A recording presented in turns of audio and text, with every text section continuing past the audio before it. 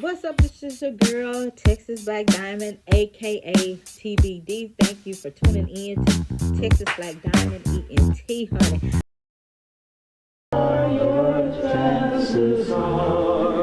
It all started with a high school dance in 1956. And he said, "Well, why are you trembling?" I said, "Because I don't know how to dance." So he said, "Well, that's okay. You can learn to dance." And after that, we started going steady. She was the most beautiful woman, which she still is today, that I had ever seen in my life. Yes, it was love at first dance. If I became madly in love with her, I would have run away with her. I think that's why they sent her back to Kentucky. It seems sometimes love has to wait. These high school sweethearts punched separate dance cards. Bob married Diane in 1959. Annette married John in 1961. They spent decades loving other people, but their love song never stopped playing. This woman who'd been gentle on my mind became an obsessive on my mind. And that's when Bob found out Annette was a widow. He was too. So last July, he sent her a card, a condolence card. Dear Annette, life is a journey of sweetness and sorrow, of yesterday's memories, of hopes for tomorrow. The card read more like a love letter, and it re-sparked that ember that had always been burning. So Annette picked up the phone. When I said, "Bob, this is Annette," he just choked up, and I said, "I know it's surprising that I'm calling you or something." And finally he got his voice and could talk to me. Bob got in his car and drove right from Virginia to Ohio the next day. I handed her some flowers. I said, "These are for you." I took her face in my hands. I'm going to do this for you, like this. I said, "I love you. You're You're beautiful. beautiful. And I'm going to kiss you whether you want me to or not." And we kissed. And I'm serious on this. 60 years disappeared. Life suddenly went from a waltz to a quick step. 1 month later, they were engaged. A few months after that, they said, "I do," celebrating with a kiss and, of course, a dance. She said, "The last person I danced with was you at my cousin's home in Woodbridge in 1956. Yeah. And I said, "Oh, where's the music box?" These days, it's never far away. I am complete. I could not ask for anything more. I don't think I can love her enough today, but there's tomorrow where something happens and I just love her that much more. I've just been very happy and thankful and feel very blessed because at 81, you don't ever think that you're going to get married again. But it has really been wonderful, and I think it's made both of us feel even younger than we are. We've become teenagers. Yeah. Teenagers who still have that spring in their step and that love in their heart. Wow. Wow, indeed. Before we get started, I wanted to show this clip. I like to show, you know, examples. An example. And I remember this news report, and I was like, "Oh my God, that is so sweet. May you be white, black, green, orange, purple." It's something about music, and music is it creates memories. It creates that connection, and especially when you get older. And that's why I was telling people, for elderly people, I think it's great to have you have music, and it's called music therapy because it brings back memories. And like I said before, my boyfriend and we dated back when I was 19 years old.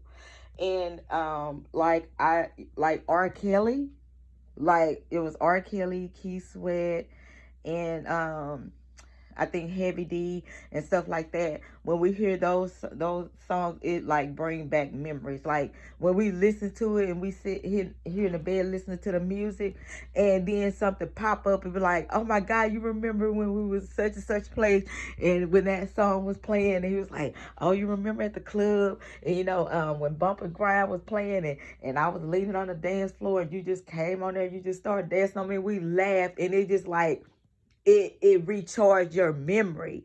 And music is that.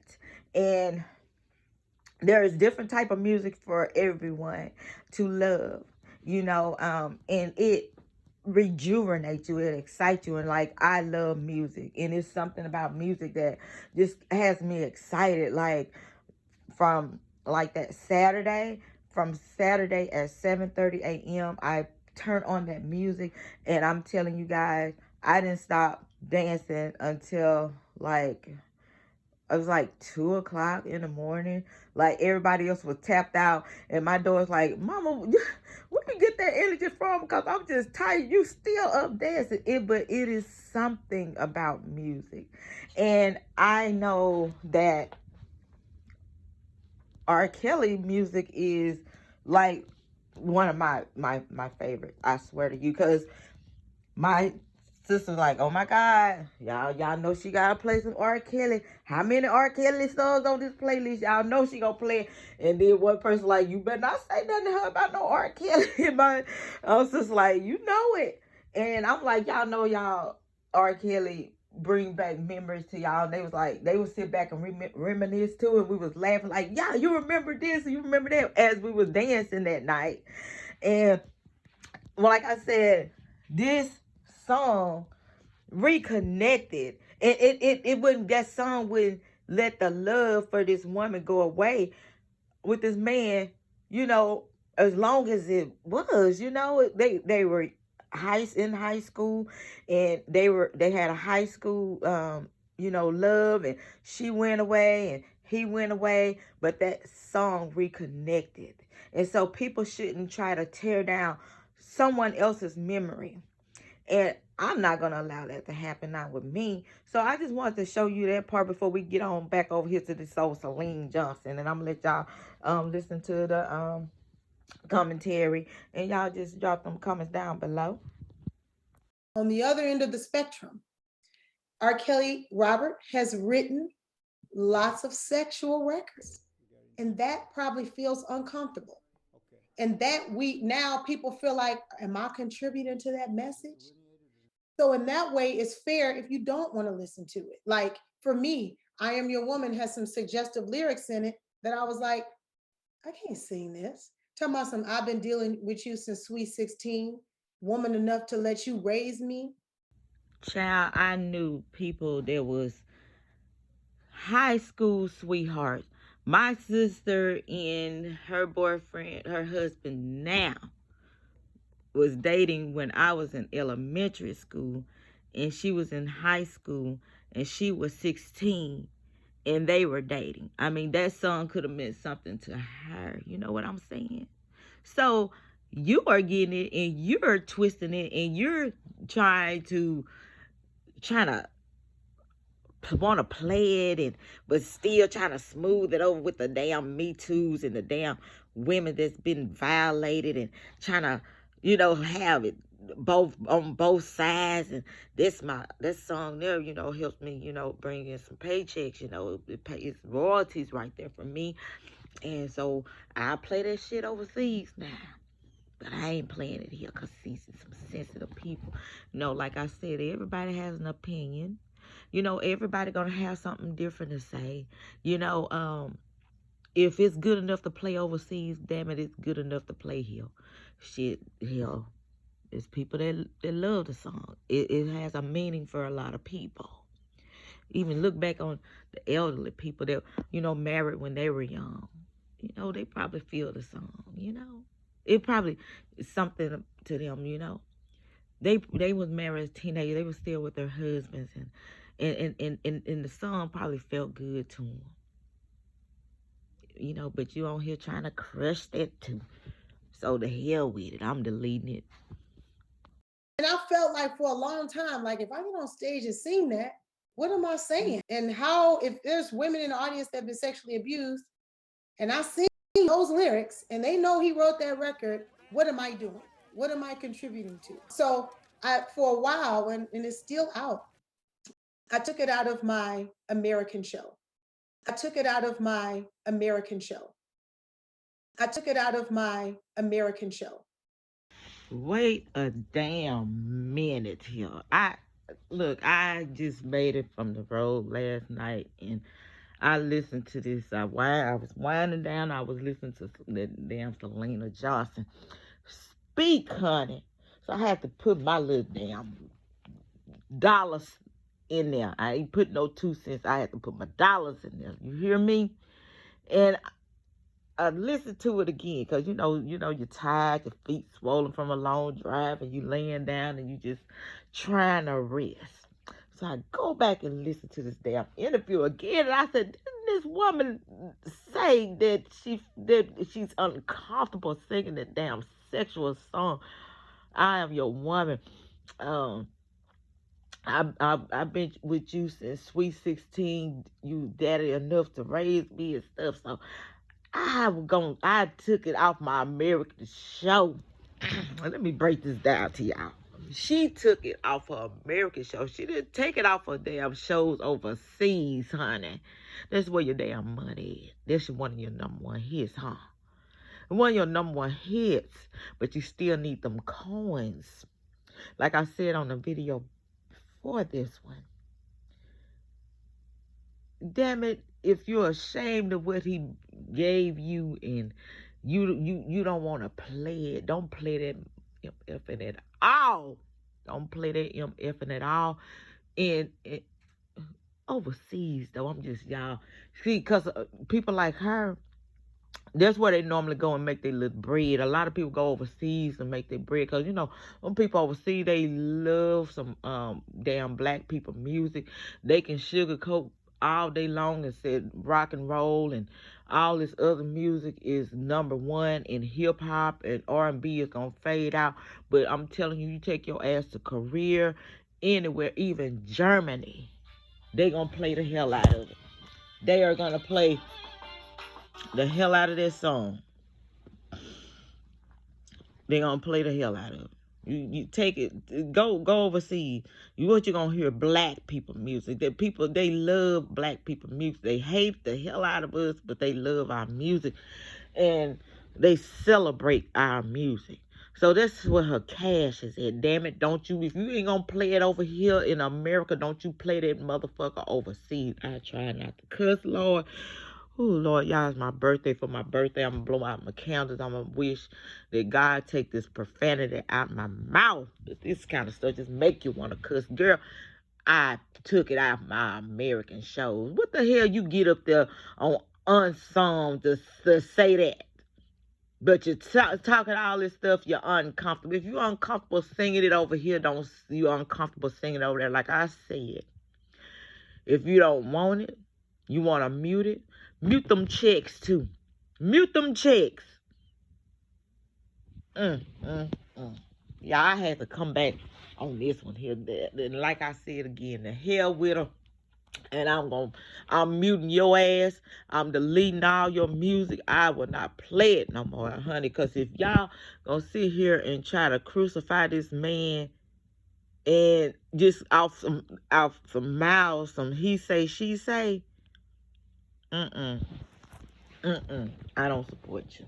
I don't support you at all. But once again, like I said, I love me some Tupac. I love me some Tupac. Is one of my best, rap artists. One of my favorites. He's one of the best. He was. But he went to jail for sexual abuse, right? And that I noticed her shirt. I said, oh, she got Tupac all up on that damn shirt. Why Robert, the one that helped your career, can't get the same love that Tupac Shakur getting from you? And he didn't help you grow your career. And Tupac went to prison for sexual abuse, which I still said a heifer. She lied to that man was innocent. You out there slipping on that man's tail at a damn club. But he had to rape you and abuse you sexually. But you wasn't forced to slurp him in the public now at a damn club. They just show you how bad they want black people. That shows you how bad they want our black ass people. But I'm gonna come back and we're gonna talk about some more on the live. I want to let y'all know about something that happened here in Houston, and I'm like clapping about it. And then hell, when the woman kept talking, I'm like, oh, no wonder. But I will tell y'all about that, honey. Please drop y'all comments down below. Like, share, and subscribe if you have not done so already, so you can hear this damn country ass TPD speak her mind. I'm not trying to be nobody else. I'm just being me, and I'm gonna speak how I feel. Damn it, yes, I said I got married at 16. Yes, I married a man that was 20-something years old. Damn it, I'm not scorned. I'm not broken. Damn it, hell, that man made me a stronger freaking woman. And I took every lesson and I used it to better my life. So the hell with what people talking about, this their business, how they feel about stuff. You're not going to make me feel the way you feel. I felt this way back then and I still feel it now. I am going to rock this man music no matter what. I'm going to support the man Robert Sylvester Kelly. And today is my birthday and I'm going to play his damn whole, every album that he got. This all I'm doing today. I'm just going to R&B some Kelly. Then she going to have the nerve. She was the queen of Chicago. He was sort of the king. Girl, you got that stuff out backwards. The king of R&B, period, of the United States and any other country. And you, the queen, well, I thought it was Queen B. I thought it was, oh, hell, I thought it was Beyonce. I thought she was damn Queen B. Hell. Well, anyway, y'all, I'm out of here. All you did was get rich out these war crimes. It's a conspiracy. Who's the terrorist? The U.S. government must be the terrorist.